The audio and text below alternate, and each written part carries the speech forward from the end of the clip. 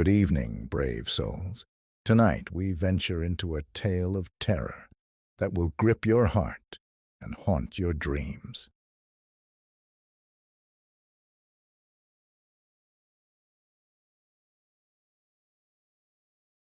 In the shadow of the Great Pyramids, where the sands of time had buried the secrets of ancient Egypt, an ambitious priest named Menes sought the power that had eluded him all his life.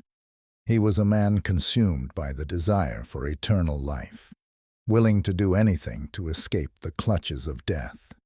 For years, Menes had studied forbidden texts and ancient rituals, searching for the secret to immortality. His quest led him to a ritual so dangerous, so powerful, that it had been banished from all records, whispered only in dark corners of temples. One night, under the pale light of a crescent moon, Menes crept into the temple of Anubis, the god of the afterlife.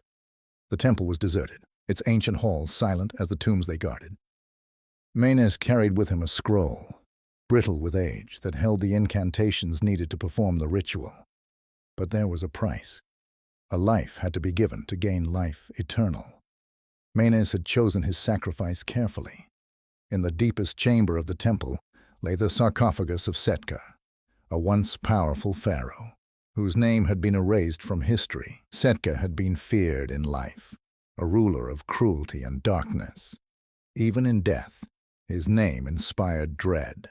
But to Menes, Setka's forgotten spirit was the perfect vessel for his ambitions. The priest began the ritual, his voice trembling as he recited the ancient words.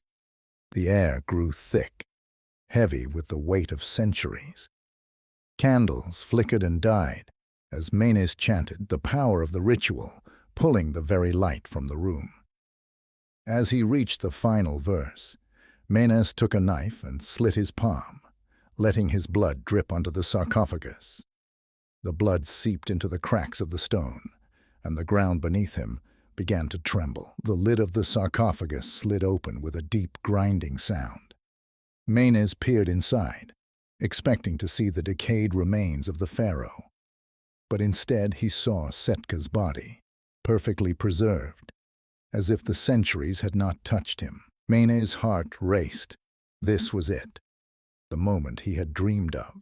He reached into the sarcophagus, ready to complete the ritual and claim his reward. But as his hand brushed the pharaoh's chest, Setka's eyes snapped open. Menes stumbled back, horrified. The pharaoh's eyes glowed with a cold, unnatural light, filled with a hatred that transcended death.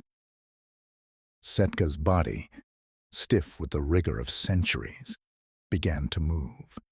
His hand shot out, gripping Menes's arm with a strength that belied his ancient form. "You dare disturb my rest?" Setka's voice was a harsh whisper, like the rustling of dead leaves. "You seek the power of the gods, but you are nothing more than a fool." Menes tried to pull away, but Setka's grip tightened, crushing the bones in his arm. Pain shot through Menes's body, and he screamed, the sound echoing through the empty halls of the temple. "Your blood has awakened me," Setka continued, "and for that, you will suffer as I have suffered." With a sudden, violent motion, Setka threw Menes across the chamber. The priest hit the wall with a sickening thud, his vision swimming with pain.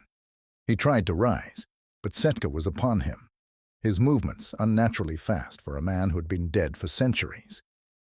Menes watched in terror as the mummy began to change. The desiccated flesh on Setka's bones began to fill out, his skin growing taut and lifelike. The pharaoh was returning to the living world, but something was horribly wrong. The process was incomplete.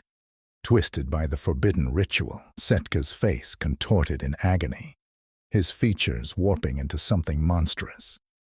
The chamber filled with the sound of Setka's enraged growls as he struggled against the incomplete resurrection.